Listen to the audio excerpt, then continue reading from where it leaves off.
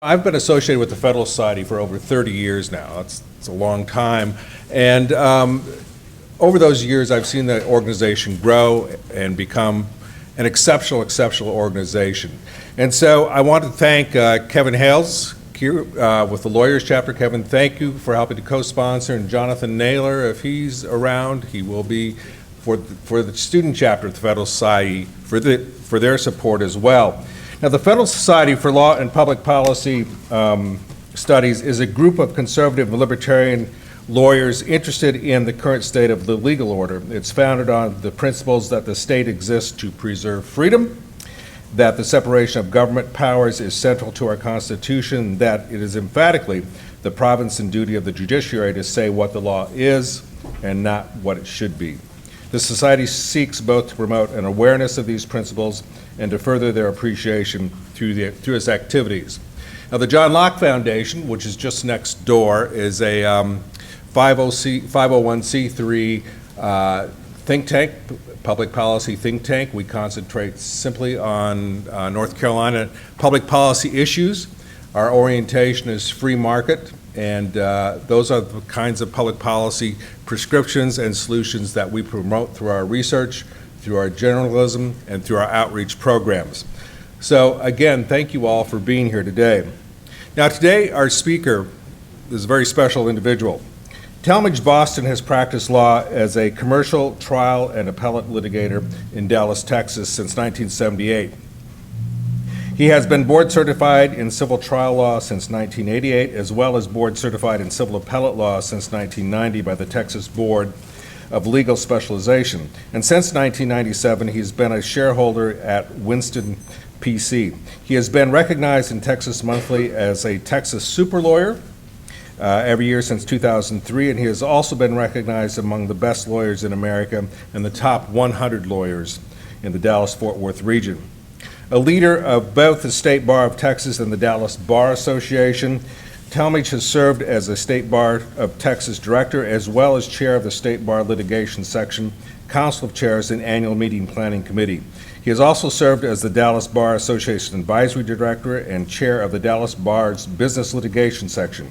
For his service, he's received the Presidential Citation from the State Bar of Texas presidents every year from 2005 to 2011, and from the Dallas Bar Association president in 2009. In addition to maintaining his full-time practice, Talmage has written several books, including Raising the Bar, The Crucial Role of the Lawyer in Society. He has also written two critically acclaimed baseball history books, 1939, Baseball's Tipping Point, and also Baseball and the Baby Boomer, which has the foreword by Frank Ford, the noted sports writer. And he has also been inducted into the Texas Baseball Hall of Fame as a media member. But today we have Talmage here for his newly released book called Cross-Examining History. A lawyer gets answers from the experts about our presidents. Over the past few years, Talmage has become one of the premier interviewers of authors on presidents, also such people as Henry Kissinger, Jim Baker, Ken Burns, and so on, have all been interviewed by Talmage, appear in this book, and Talmage's book considers the most important presidents throughout the United States, from the Revolutionary period, the first constitutional period, on up through, I think, Bill Clinton. It's too new to get the other presidents in right now. But I want to thank Talmage for coming this far. He'll be down in Charlotte tonight to speak to the World Affairs Council as well. So without further ado, Talmage Boston.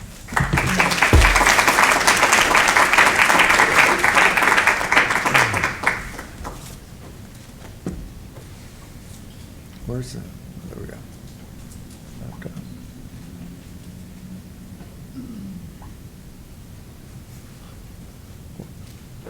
Is it up? Ah, wonderful. Okay. All right, good afternoon. It is a great privilege to be here. I want to thank Corey for that nice introduction. I'm delighted to not only be here at the invitation of the John Locke Foundation, but also the Federalist Society, of which I'm a member, and what great organizations they are, and important to develop in the community a sense of awareness and knowledge and advocacy for important positions. We have similar organizations in Dallas where I live that really elevate the city, elevate the level of civil discourse. So I encourage both those organizations to continue the important work that you've been doing these last several years. Well, as you know, we are now less than a month away from November the 8th, when America will finally be put out of its misery and we will choose who will become the 45th President of the United States. Now, many of you have already decided who you're going to vote for, although the polls indicate that there are many who are undecided. The choice this year is, shall we say, challenging and complicated, given that both candidates have negative approval ratings well above 50%, such that the choice for many is deciding between the lesser of two evils.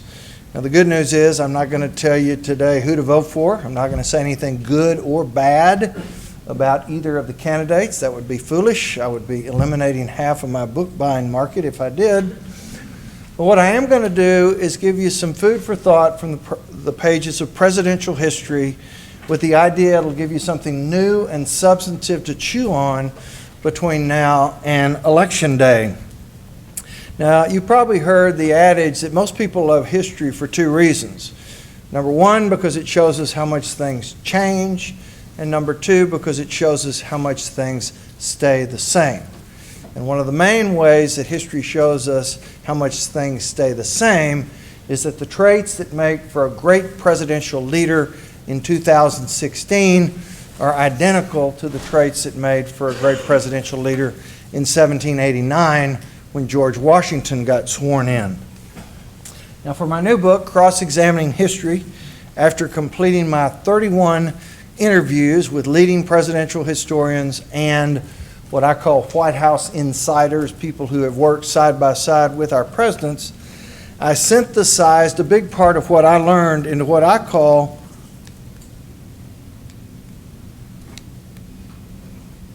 the 10 Commandments of Presidential Leadership. It might help if I turn the clicker on. The 10 Commandments of Presidential Leadership. And I recognize that this audience is filled with leaders. We've got leaders in the legal community with Justice Newby here from the Supreme Court. We've got business leaders. We've got student leaders. And I believe that these 10 Commandments have significance for all who are in leadership positions, not just presidential leadership, because they're about the people who met the toughest decisions in their eras and met them in ways that set the standard for all leaders to be mindful of. Now, when I interviewed former White House Chief of Staff John Sununu for the book, he said something that really resonated that I hadn't really focused on until he said it, and that is, he said, quote, "Nothing happens in our federal government without presidential leadership." And the reason for that, he said, is Congress cannot take prompt action because they are truly a herd of cats. And the president, and only the president, has to manage the process, or else it doesn't get managed. And when he said that, it made me think of Baseball Hall of Famer Reggie Jackson, who during his glory days with the New York Yankees always referred to himself as the straw who stirred the drink. And so if the great Reggie had tried to make John Sununu's point, he would say, in our federal government, it is truly the president who's the straw that stirs the drink. So keeping that thought in mind on the importance of presidential leadership and how our government operates, let's now turn to the 10 Commandments and a president who epitomized each of them. And to help you remember them as I go through them, I will tie each commandment president to his namesake landmark in Washington, D.C. First commandment, a great leader shall be conscience in chief. We always think of the president as being commander in chief. Obviously that's true, but the great leaders are conscience in chief, with the highest level of integrity, with a moral compass that's always locked on true north, so we can count on them to do the right thing when times get hard or when they think no one is looking. And the president who really set the standard as serving as national conscience in chief was our first president, George Washington. Now, for my book, to fully go deep on Washington, I interviewed his biographers, a husband and wife award-winning team, David and Jean Heidler. She's just retired as a professor of history at the Air Force Academy. They had a big book on biography on Washington, came out in early 2015, Washington Circle. They got a huge review in the Wall Street Journal. And during the interview, which took place at the Air Force Academy, I wanted to go deep. How did he present himself as conscience in chief? Why was there this high awareness? Where did all this integrity come from? And so that was a big part of the focus of that interview. And the Heidler said, first of all, to understand how he projected himself as conscience in chief, you had to be aware of how he projected himself physically. He was a very large man. He was 6'2", which would be like being 6'8" today, given the difference between the average height of everybody else.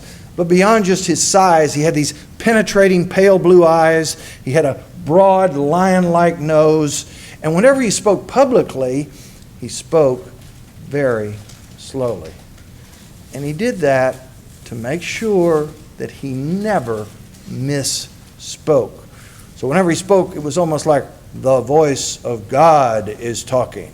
So when you take into consideration his size, the intensity of his face, the way he spoke, whenever George Washington entered into a room, people noticed, stopped what they were doing, and immediately went into a mode of best behavior. They knew integrity had just walked into the room. But where did all this integrity come from? Well, most people get their integrity in their upbringing. He certainly had model parents who were great mentors, but the Heidler said that a real fascinating part of this extraordinary level of integrity came during his early teen years when George Washington learned cursive handwriting. That is Washington's autograph. You see, he ended up with a very bold, flourishing signature and method of writing. In those days, the way people learned cursive handwriting was from what were called copybooks. These were published books with beautiful handwriting, and the idea was to copy over and over again to try to match up with that elegant form of handwriting. And Washington's favorite copybook had been written by Jesuit priests, and it was entitled Rules of Civility and Decent Behavior in Company and Conversation.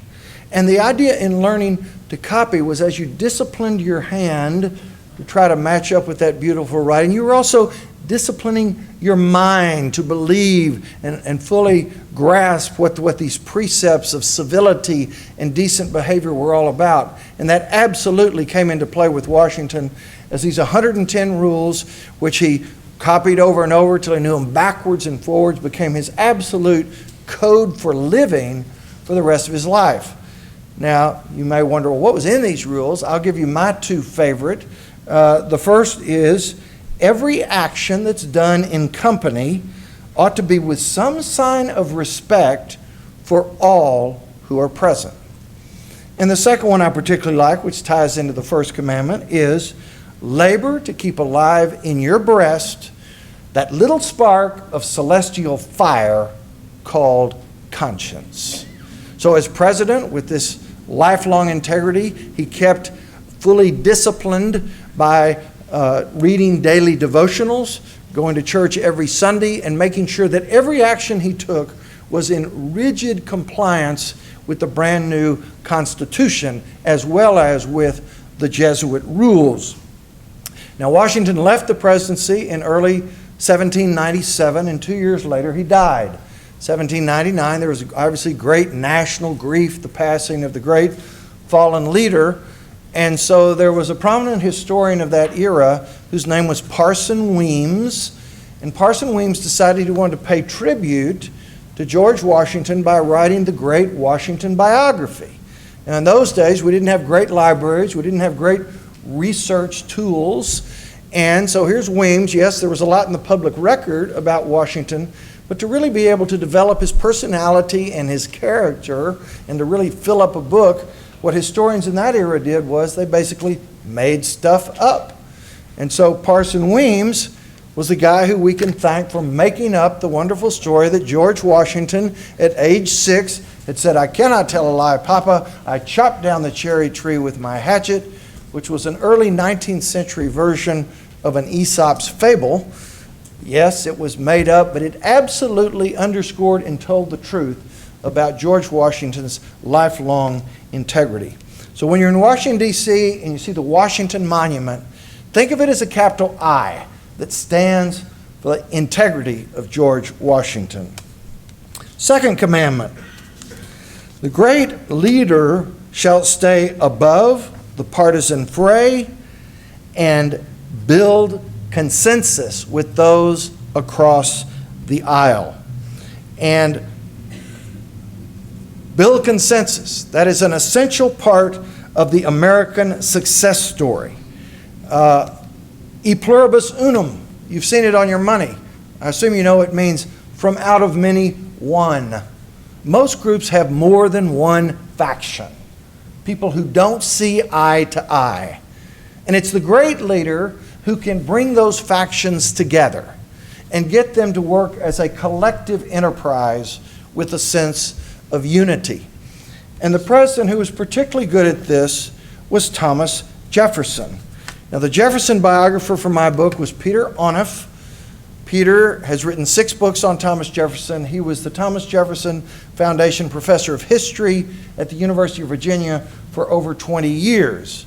And during my interview with Peter, obviously in 2015 when I did the interview, 2016 right now, we're living in an era where not many people seem to be able to build consensus. Not many people are able to stay above the partisan fray. And so I went with Peter, how did Jefferson do it? Recognizing that in his era, we think things are bad now. At the end of the 18th century, during John Adams' presidency, the Federalist Party was controlled by Alexander Hamilton and John Adams. The Republican Party was controlled by Thomas Jefferson and James Madison. They were always in heavy conflict, such that during Adams' presidency, the Federalists controlled Congress passed the Sedition Act of 1798, which made it a crime punishable by incarceration for anyone to criticize President Adams or any Federalist policy. People were thrown in jail for exercising their right to free speech, right to free press in criticizing President Adams. So in 1801, Thomas Jefferson entered the presidency, and from the very beginning he realized that if this brand new government, barely a decade old, was going to work, somebody had to start bringing people together. That if they continued in this aggressive polarization, that the country would not survive. So in his first inaugural address in March 1801, close to the very beginning, Thomas Jefferson said, "We are all Federalists and we are all Republicans, i.e. we're all Americans, and we better start acting that way or it's not going to last." Now, don't we wish we had a candidate in 2016 who could make those kinds of statements? But how do you build consensus? Well, the American diplomat Harold Saunders says politics is about relationships. If you want to build consensus with those across the aisle, you better have a relationship with them. And so I wanted to know from Peter, how did Jefferson build relationships with these Federalist leaders throughout his presidency to bring the walls of polarization down? And Peter said he did it with a steady stream, not a once in a blue moon stream, but a steady stream of hosting dinner parties, and the only invited guests were the leaders of the Federalist Party. And Jefferson was a very charming guy. He could talk about anything. He could talk about architecture. He could talk about art. He could talk about music. He was a violinist. He could talk about history, literature, politics, agriculture, you name it. Thomas Jefferson could talk about it. And over these month after month, year after year, great food, great wine, great conversation. Lo and behold, these people decided maybe they didn't hate each other as much as they thought they did. Maybe they had a basis for having ongoing dialogue, and that brought the walls down. So when you're in Washington, D.C., and you see the Jefferson Memorial, think of those columns as factions, and think of them as being unified together under the perfect Jefferson dome.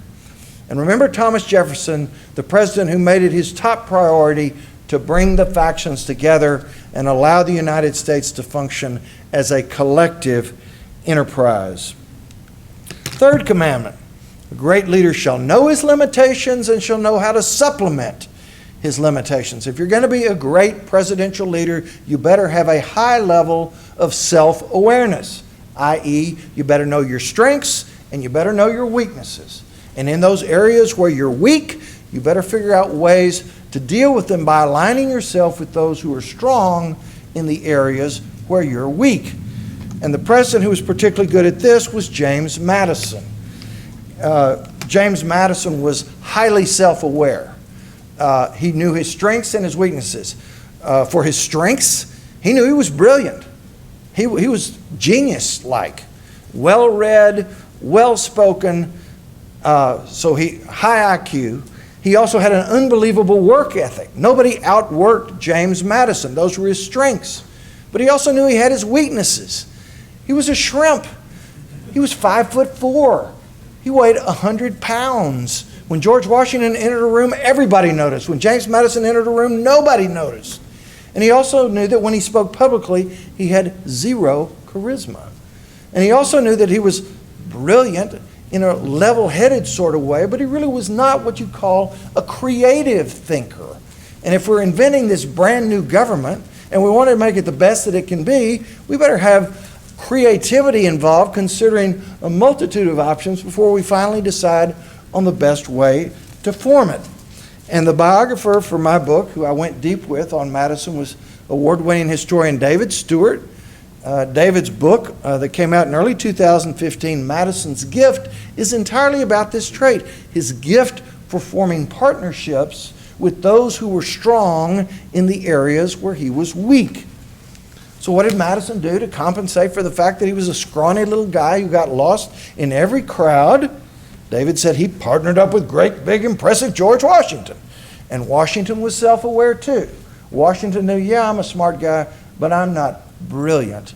And he knew that he'd kind of like to have some brilliance on his side. So he and Madison locked arm, partnered together throughout the Constitutional Convention and during the early days of Washington's presidency, and did more together than either could have ever done individually. So what did Madison do to compensate for the fact that he had no charisma? David said he partnered up with the most dynamic of all the founders, Alexander Hamilton. And Hamilton had a level of self-awareness too. He had this vision for how we're going to get the states to agree to ratify this new Constitution. I think we need the Federalist Papers. But he knew it was too big a project for one person to do. He needed somebody equally brilliant, equally hardworking. There's the guy, James Madison. So together they partnered and led the charge to get the states to ratify the Constitution. So what did Madison do to compensate for the fact that he was brilliant in a level-headed sort of way, but he really wasn't a creative thinker? He partnered with Thomas Jefferson, a creative genius. And Jefferson, also self-aware, knew a lot of his creative ideas were off the wall, crazy. Somebody needed to bring him down to earth, bring him into a mode of realism. And that person was James Madison. So you had this beautiful, dynamic, level-headed, creative, partnering together, key leaders in the invention of our federal government. So in Washington, D.C., we have the James Madison Memorial Building that's part of the Library of Congress.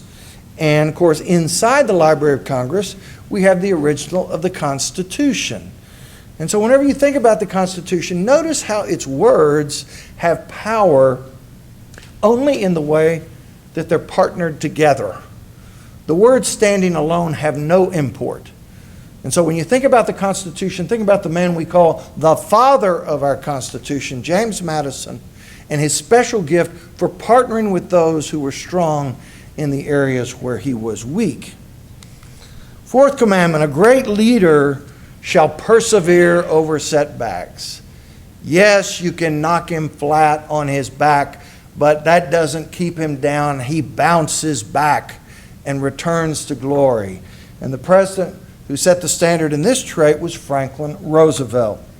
And for my book, I interviewed Ken Burns. I hope many of you saw the 2014 PBS special, The Roosevelts, and Jeffrey Ward, who's Ken's collaborator, but has also written 3 biographies on Roosevelt, one of which was a finalist for the Pulitzer Prize.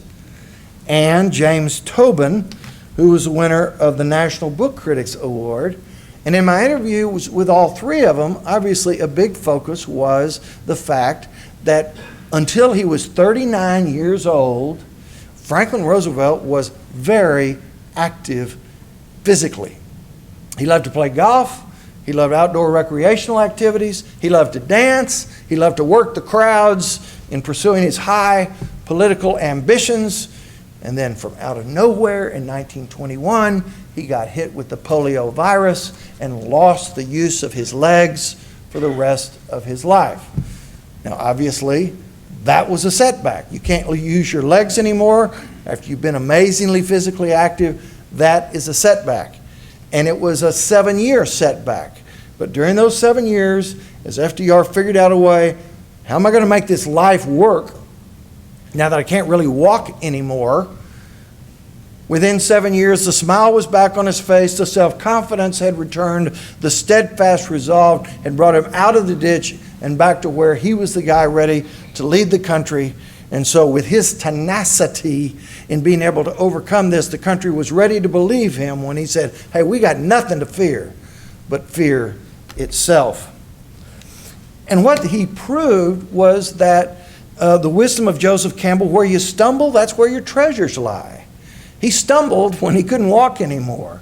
But in that situation, he found resources of character that he didn't know he had. That's what made him the politician he became. Pre-polio, he was what Spiro Agnew would have called an effete intellectual snob. He only connected with the rich people, the elite, the Wall Street, the rich people in New York. After he had been humbled by polio, all of a sudden he could speak to anybody, could sympathize and empathize with their weaknesses and their setbacks, and that gave him his special political command of his era. So there in Washington, D.C. is the Franklin Roosevelt Memorial. And look, there's his face. Could there be a stronger face? Looking into that future with strength and fearlessness. But look at the rest of him. He's seated and he's cloaked so that not to draw attention to his polio-ravaged legs. And so when you think and see that image of Franklin Roosevelt, think of the president who could persevere over the ultimate setback through his steadfast resolve. The next commandment, a great leader shall play hardball when necessary. And the modern president who played hardball particularly well was Dwight Eisenhower.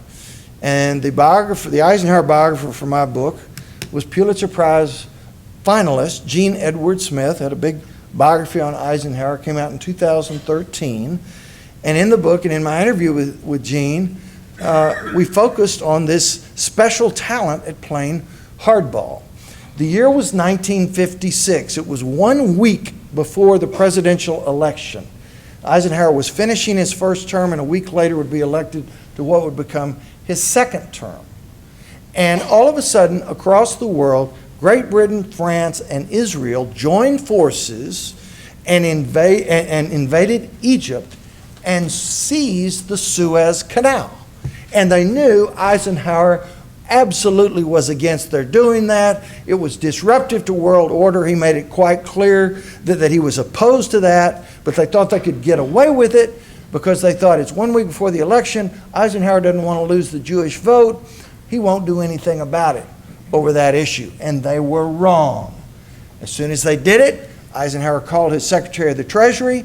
He said, I want you to go out and make a run on the British pound. Buy up all the pounds you can.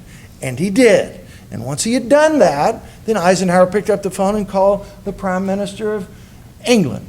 And he said, if you don't get all of those troops out of the Suez ASAP, read my lips, we're going to drive the pound down to zero. Well, what could he do?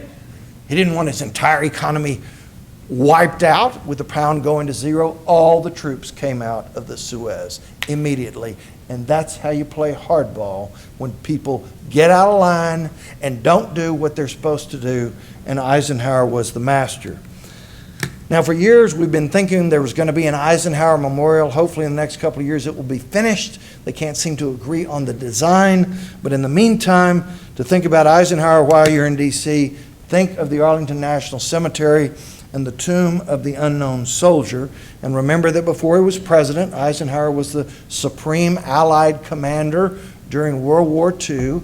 And he held that top position in the military, and he served with distinction as president for many reasons, but one of the main was he knew how to play hardball well when necessary. The sixth commandment, a great leader shall appear calm in a crisis and remain calm in a crisis. A great leader never wants to appear that he's panicking, always wants to appear that he's in a mode of being able to make the best decision. And in the modern era, the president who did that particularly well was John F. Kennedy. The Kennedy biographer for my book was Sheldon Stern. Sheldon was the historian in residence at the Kennedy Presidential Library in Boston for over 20 years and is the author of 3 books on the Cuban Missile Crisis.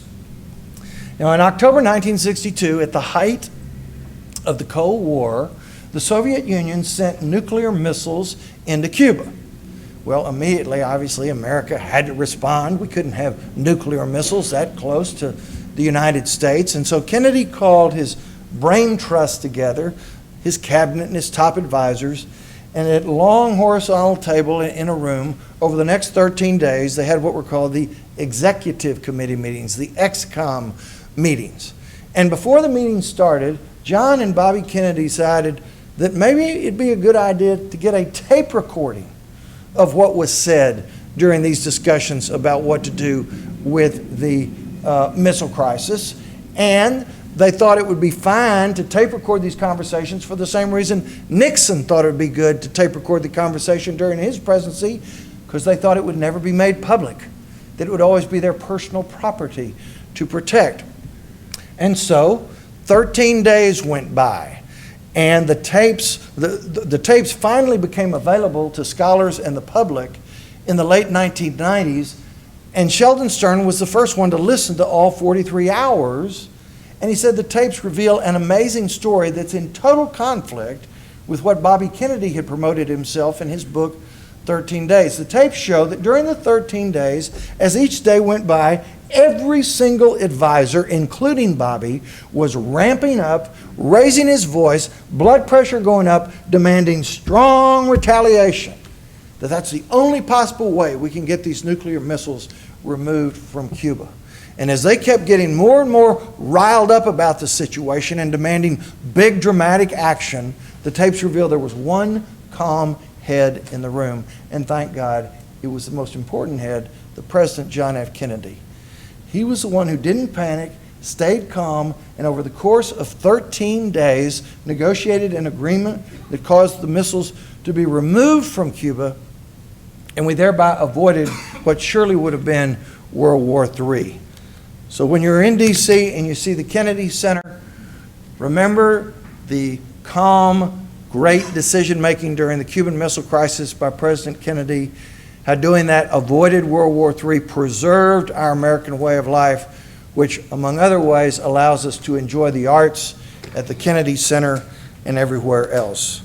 The seventh commandment, a great leader shall be mindful of good timing when pursuing initiatives. Now, the philosopher Carlos Castaneda said, warriors, great leaders, recognize the cubic centimeter of chance that can make or break them. And when it pops up, they move on it with the necessary speed and prowess to capitalize on the opportunity. And the president who did this best in the modern era was Lyndon Johnson, and the way he went about getting civil rights legislation passed. And for my book, to understand how Johnson was so great at moving with perfect timing in civil rights, I interviewed Pulitzer Prize-winning civil rights historian Taylor Branch, the head of the LBJ Library and Johnson biographer Mark Updegrove, Linda Johnson Robb, LBJ's daughter, and Larry Temple, LBJ's White House counsel. And from them, I learned the ultimate question: why did it take Lyndon Johnson so long to become a grand champion of civil rights. I mean, after all, he had gotten to Congress in 1937. Between 1937 and 1957, he voted against every civil rights bill. In 1957, as majority leader of the Senate, he took all the teeth out of the bill that ultimately passed but had no significance. And he didn't really start moving forward to promote civil rights legislation until he became president. And he would get that question off us, why did it take so long?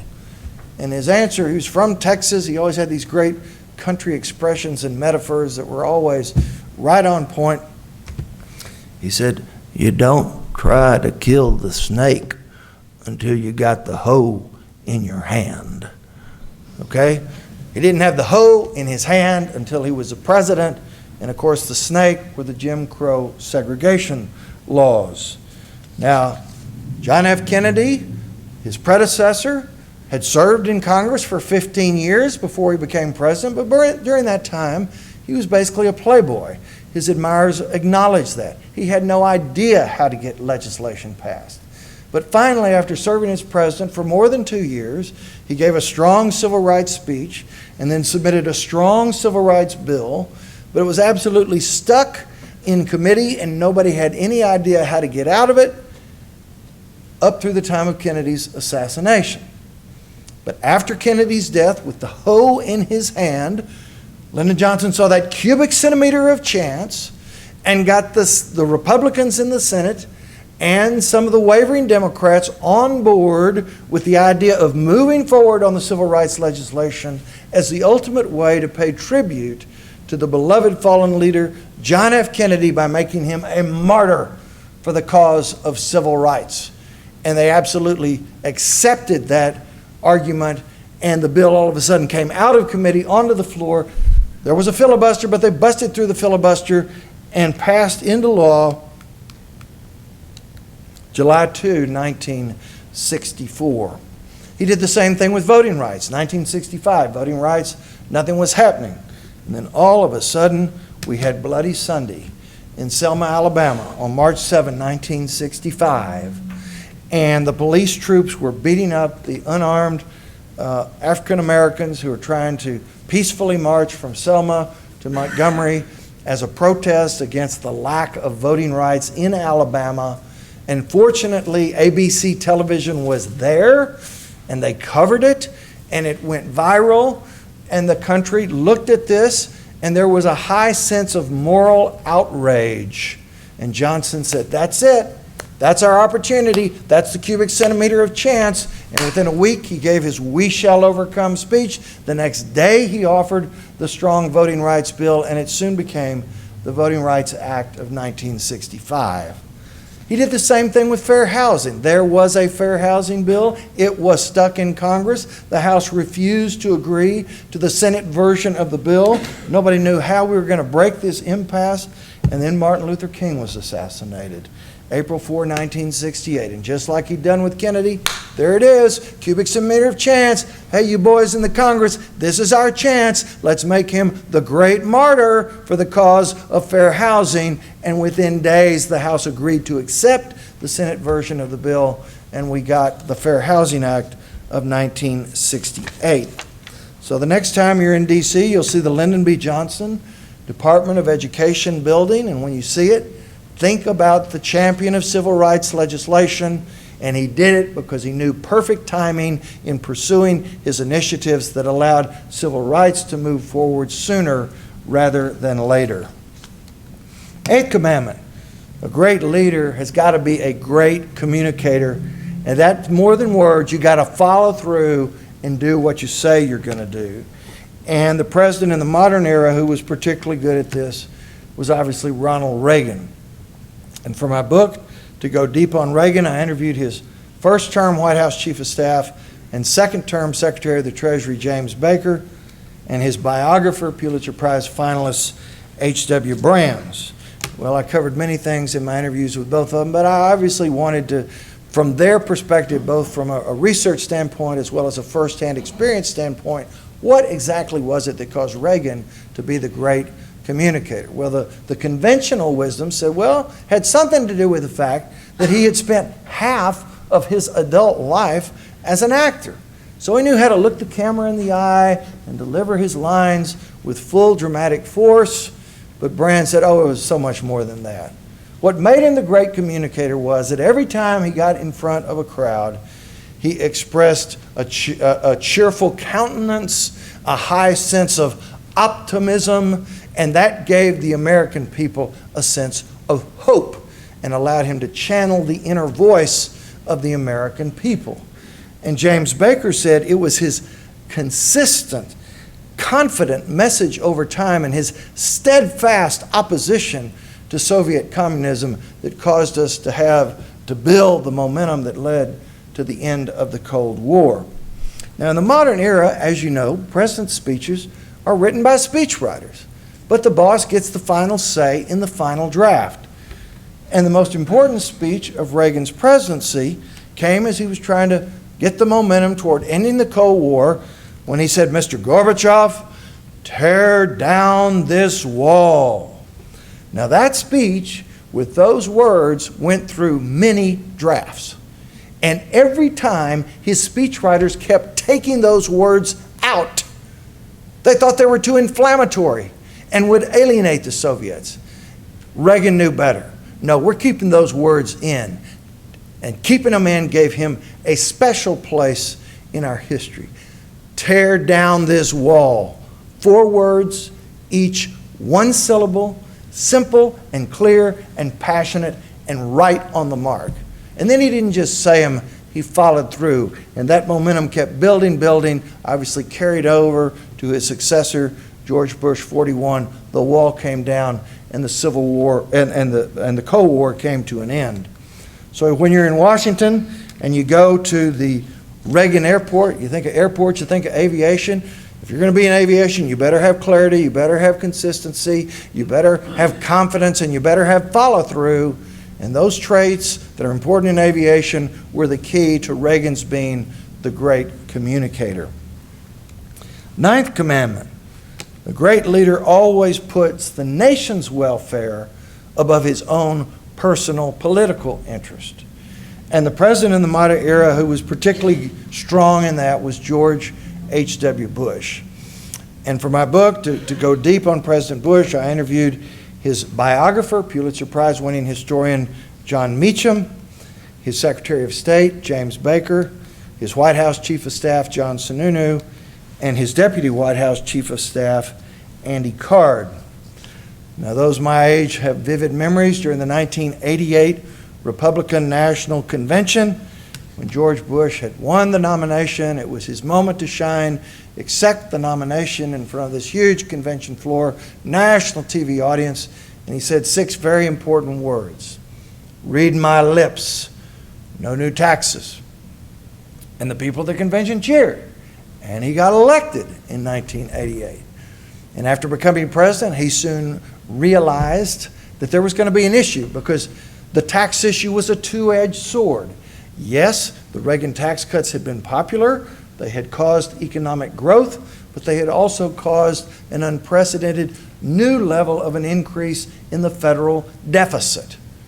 And so upon becoming president, the deficit problem was creating major problems because the rest of the world started reducing the amount of T-bills they were purchasing over concerns about the strength of the American economy.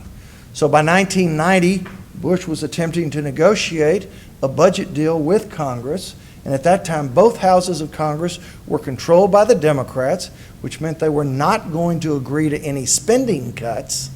And so if there was going to be any money available to be able to try to bring down the deficit, there was only one source, and that would be increased taxes. And not only was more revenue needed to bring down the deficit to get the world to believe in the American economy again, but it was also needed because the Iraqi army had just invaded Kuwait. And Bush saw a future war looming on the horizon, and he didn't want to fight a war on borrowed money. So he bit the bullet, and to get a budget deal done in 1990, he agreed to new taxes to provide the revenue to cut the deficit, and he paid the price. It caused an immediate Newt Gingrich-led revolt in the Republican Party and was certainly a factor in his losing the 1992 election. Now, could he have kept that promise and refused to agree to new taxes? Of course he could have. But if he had, there would have been a total impasse over the budget, a government shutdown, and funds would not have been available to cut the deficit or to finance the Gulf War except with borrowed money. So in D.C., we've got the George Bush Center for the Intelligence. That's the CIA's headquarters. And Bush, of course, was the head of the CIA before he became vice president and president. When you think of it, think of Bush not just as an intelligent, but also as a courageous president who put the country's interest above his own personal political interest. 10th commandment, last but not least, the great leader shall stay abreast of public sentiment and shall find ways to shape it so as to align public sentiment with his own vision. And the president who was best at this was Abraham Lincoln. I saved the best for last, our greatest president. And Abe Lincoln once said, public sentiment is everything. Whoever molds public sentiment goes deeper than he who enacts statutes or pronounces judicial decisions. Because Lincoln is such an important president, I have two different historians who I interviewed on him. The first, Harold Holzer, probably our most esteemed Lincoln scholar who won the Lincoln Prize last year. He's written over a dozen books on Lincoln. And Ronald White has written 3 books on Lincoln. The one, A. Lincoln, I think is the best cradle-to-grave biography of Lincoln. New York Times bestseller, came out in 2009, the Lincoln bicentennial year. And to understand, okay, how did he understand public sentiment and how did he shape it to align with his vision? They said that, how do you understand public sentiment in the 1860s and 50s? It was all about knowing what the people who ran the local newspapers knew. So wherever Lincoln would travel, whether legal business or political business, he always made a point of stopping at the local newspaper office, talking to the publisher and the editor and the reporters, and finding out the talk of their town so he could be able to know what he needed to shape, what exactly was the basis for the public sentiment. And then once he knew what the sentiment was, they said that particularly upon becoming president, he shaped it by writing newspaper editorials, giving tightly eloquent speeches, by strategically leaking information to the media, and by writing a letter to the editor of one major paper that he would distribute nationally so that it would go viral. So here's an example of Lincoln understanding the public sentiment and finding a way to shape it to align with his vision over the crucial issue of slavery during the Civil War. Now, obviously, slavery was a huge issue, and in September of 1862, Lincoln issued the preliminary version of the Emancipation Proclamation, which was aimed at freeing those slaves who had escaped from their Southern owners and allowing them to become emancipated and ultimately to participate in support of the Union Army during the Civil War. Now, and then the final version was signed on January 1, 1863. Now, I don't know how many of you have read the Emancipation Proclamation. You hear the word emancipation, slavery, you probably assume that somewhere in there is some mention of the immorality of slavery, about how inherently unfair it is for people to be slaves on the basis solely of their color, etc., etc. In fact, there is nothing about that in the Emancipation Proclamation. And the reason was because Lincoln knew public sentiment. He knew that there were many in the North and more than many in the border states who had not figured out what they thought about slavery. Should we end it now? Should we end it in a few years? They hadn't made up their minds. And so if Lincoln had made this big moral pronouncement about the evils of slavery, there would have been a lot of pushback. But Lincoln knew what the public sentiment really was in 1862 and 1863 was everyone was sick and tired of the Civil War and all these people who were being killed and wounded and the country disrupted. And what people wanted more than anything was for a commander-in-chief who could find a way to bring the war to an end sooner rather than later. So he said, the reason I'm issuing this Emancipation Proclamation is for one reason: military necessity. And they said, that's okay with us. You're the commander-in-chief. If you think we need to do this to make our cause stronger, to win this war quicker, we're all for you. And there was very little pushback on the Emancipation Proclamation. Of course, it led to the 13th Amendment, which was the subject of the Steven Spielberg film.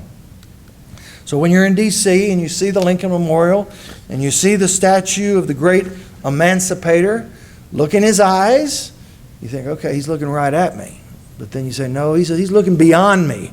He's got a personal vision, he's got a long-range vision, and know that not only did he have that vision, but he knew how to take public sentiment and shape it to align with that vision. He believed slavery was evil and needed to be abolished. But to get to that goal line and get that emancipation going, he had to use a different form of persuasion and argument to get the public on board with it. Okay, in closing, I want to bring us back to where we are right now, a few weeks away from Election Day. And between now and November 8th, I hope each of you will go to a quiet place by yourself and consider 10 questions that I'm about to ask that are tied to the 10 commandments of presidential leadership. I'm not going to tell you how to answer them. Only you know how to answer them based upon what you think, what you've read, what you've heard, what you think about the debates, what the people who you think are really smart are telling you. But I believe that these 10 questions can provide a very good metric for decision making in sizing up who do I think is better equipped to be a presidential leader for the next 4 years. Who's better suited to be conscience in chief? Who's more likely to stay above the partisan fray and be able to build consensus with those across the aisle? Who's going to have the self-awareness to acknowledge strengths and weaknesses and align with advisors and recognize and rely upon their strengths? Who's got the better record of persevering over setbacks? Who's more likely to play hardball skillfully when necessary? Who's more likely to remain calm and make good decisions in a crisis? Ha, ha, ha, ha. Who's more mindful of the cubic centimeter of chance when it's time to pursue initiatives? Who's the better communicator and will actually follow through and do what he or she says? Who's always going to put the nation's welfare above, ha, ha, ha, her own political interests? And who's going to stay abreast of public sentiment and find ways to shape it? I hope you'll think about these questions between now and the time you vote, aided by these lessons from presidential history that you've heard during this hour, and which I had the great privilege of learning over the last 3 years from some of our top presidential experts, both the scholars and the actual people who did the heavy lifting alongside the president. It's been a great honor to be with you today. Thank you very much.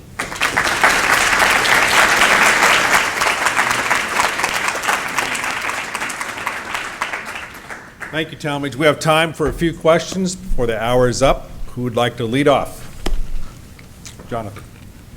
Mr. Boston, in writing this book, were there any commandments that didn't quite make 10? You have to narrow it down, and if so, which presidents exhibited those commandments? Well, let me say 2 things. For those of you who are smart enough to buy the book, at the very end, after the transcripts of the 31 interviews, I have what's called closing thoughts. And in that part of the book, for these 10 commandments, I identified 2, 3, 4, 5 presidents who actually epitomized them. In a 40-minute speech, I didn't have time to talk about all 5 to make one point. I picked what I thought was kind of the most compelling story. So I'm not saying that these are the only 10 who epitomize these 10 commandments. I just use them as illustrative purposes. On your question, well, were there more that almost made the list? The short answer is really no. And the reason is this. When the book went off to the printer by my publisher, I was thinking of ways, okay, how am I going to market this book? Obviously, I wanted to speak all over the country, and I wanted to have a message, not just about the book, but bigger issues, in this case, leadership. And so a friend of mine who was the assistant press secretary in the Reagan White House, who's now the head of the Dallas Chamber, said, well, you really ought to do a speech on presidential leadership. So that made me reread all 31 transcripts and try to identify what I thought were really discrete, specific leadership traits that really elevated that particular president. And so when I got through with all 31, I had a list of 10. I thought, 10? Ten Commandments. That's kind of catchy. And so I just stuck with that. So the reality is, sure, there are other important leadership traits. I mean, I was given this speech in Dallas 4 days ago, and a guy on the front row said, yeah, but what about the policy? You're not talking about the policies.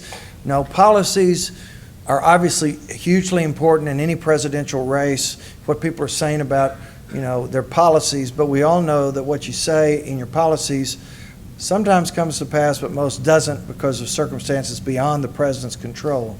So these are characteristics that are within every candidate's control and every president's control. Are you going to do what it takes to lead the country with these type of crucial leadership traits?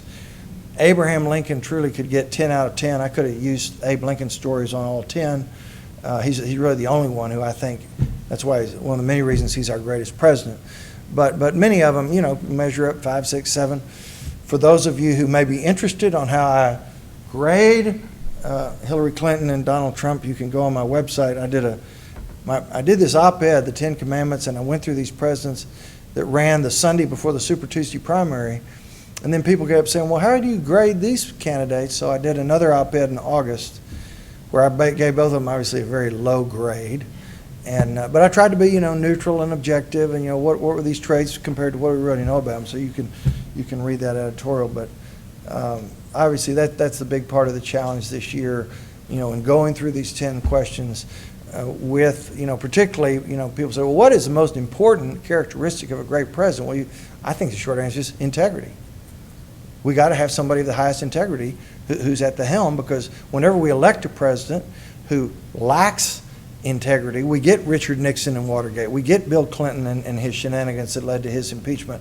And so if you elect a president with major integrity deficiencies, you are almost guaranteed to have protracted scandal, Watergate, Clinton, Bill Clinton, and that keeps government from functioning, because that's what the media becomes totally obsessed about. Now, the problem is both of these candidates, no doubt about it, proven track record, some real integrity issues on both of them, and that to me makes this choice so difficult. And so you've got to look at these other aspects of their personality and their performance in the past to weigh in, because they're all very important leadership traits. I know some of you have to run to class at once. Let's take one more question. I know Talmage will be around after. Who wants to take the last question? Yes, sir. In analyzing past presidential contests, have you found any other contests before this with such character deficiencies? Short answer, no. We have never had an election where both candidates, according to more than 50% of the people, are untrustworthy.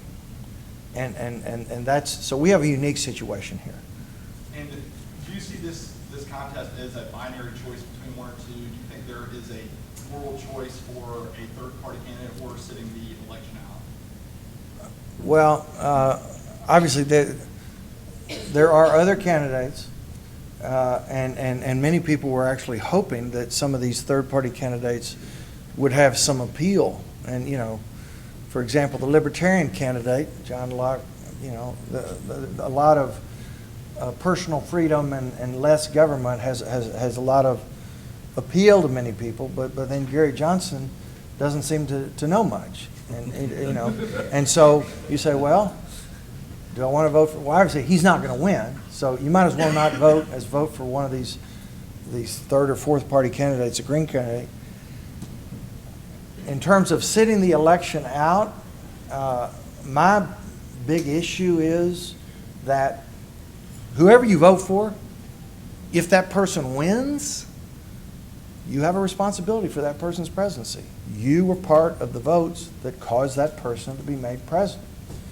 And you have to say, am I willing to take that risk, given what we know about these two candidates and the likelihood of scandal, the likelihood of things that are unimaginable, given how both of them have conducted themselves throughout their campaigns? There's a high likelihood of that. So I am still struggling with it. I do plan to vote, But there's nothing easy, in my mind, there's nothing easy about this choice. And really what we have in this election that is unique is you don't find many people who are voting for somebody. They're voting against somebody. They think the other side is the devil himself or herself, because you have to acknowledge both of these candidates have major flaws that should give anybody, some pause before enthusiastically believing that this person is truly the right person to lead the free world as the President of the United States. So I do think ultimately we all have to vote, and those are the struggles that with each passing day become, in my mind, ever more challenging as more information arises, whether it's from the WikiLeaks emails associated with Hillary campaign, or whether it's from the Donald Trump issues associated with the things he said in his debate, and now claiming that the debate is rigged. I mean, these are daily issues that keep adding information that makes it that much more difficult to me to decide on a final choice. That's all I know what to say. The book is Cross-Examining History. As you know, the holidays are coming up. This would make a great holiday present. It retails at $30. We're selling autographed copies today at $20, and Talmage will personalize it however you like it. Back up in the corner there, he'll be signing the books. Talmage, thank you so much. All right, Corey.